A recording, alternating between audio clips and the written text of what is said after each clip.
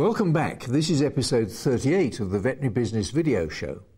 In today's show, we'll consider some ways to get closer to your customers. We'll take a look at an online source of business training for you and your staff.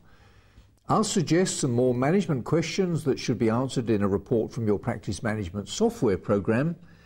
We'll take another look outside the box, and I'll offer you my quick business tip for this episode.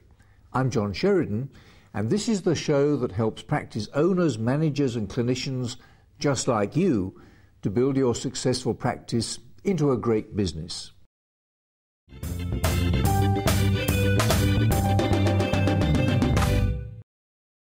Times aren't getting any easier for the owners of small businesses. The impact of the economic recession continues.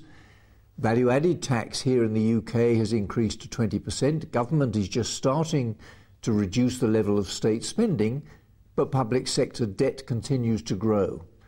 Household budgets are being squeezed ever more tightly, and it's becoming more and more difficult in the small business sector to achieve a healthy margin. So what's to be done? There are only three ways to improve profits. First, grow the top line. Second, reduce the costs. And third, do both.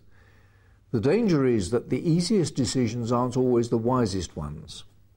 I don't know many veterinary practices that allocate a specific budget cost heading to advertising and then measure with any accuracy the impact of their spending on yellow pages, direct mail, newsletters, local radio and other media on, for example, new client numbers. Some suggest that local directories in general and yellow pages in particular no longer represent value for money, and that using social media like Twitter and Facebook is much more cost-effective. Here's a clip featuring Heather Gorringe, the founder and owner of wigglywigglers.co.uk, a natural gardening company based in Herefordshire. Heather certainly believes that using social media to get closer to customers and potential customers is the secret to her success. My granny was a baker and she was born in 1888, and she had her own business and she baked bread. She spread that bread round our villages and it was really successful, and it worked on what Doug was talking about, which was word of mouth marketing. I wanted a business just like my granny's. When my granny delivered her bread in the 20s on her horse and cart, if that bread wasn't good enough, the person could tell my granny straight away that that bread wasn't up to scratch. Flo's bread was renowned as great bread. Now, do you think that her business was successful? Hands up, darlings. Come on, interactive. Oh, dear. No. Now, how many village bakeries do you know? Come on. Of course it wasn't successful and sustainable.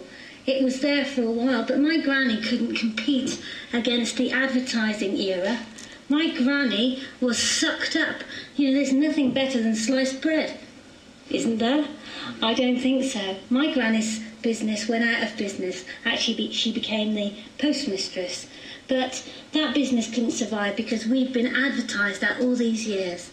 So I set off with Wiggly Wigglers in 1990 with the dream of having a word-of-mouth marketing experience, and fell into every trap ever known to man. We advertised too much. We did everything wrong, and yet we came out of the other side.